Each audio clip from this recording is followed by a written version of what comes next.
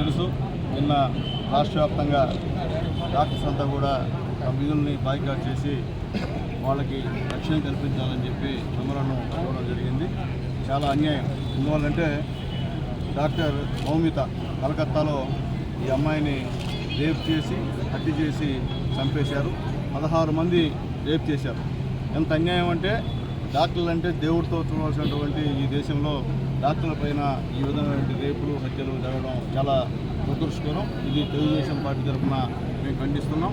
మా యొక్క పూర్తి మద్దతు డాక్టర్లకు ఉంటుందని చెప్పి తెలియజేసి ఖచ్చితంగా డాక్టర్లకి భద్రత కల్పించాల్సిన బాధ్యత ప్రభుత్వాలని చెప్పి మేము తెలియజేస్తున్నాం. ఎందుకంటే ఆ బిడ్డ నైట్ డ్యూటీ చేసి నిద్రపోతున్నటువంటి సమయంలో ఒక కిరాతకుడు ఆల్రెడీ వాడికి 3-4 పెళ్లిళ్ళు అయినాయి.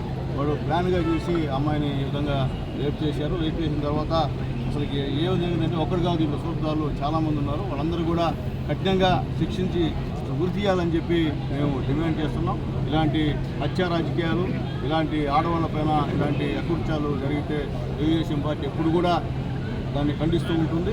వాళ్ళకి నిందితులకి శిక్ష పడేంత వరకు తెలుగుదేశం పార్టీ చెప్తూనే ఉంటుందని చెప్పి మేము తెలియజేస్తూ డాక్టర్లకి మరొకసారి మా తెలుగుదేశం పార్టీ తరఫున సంపూర్ణ మద్దతు తెలియజేస్తున్నాం.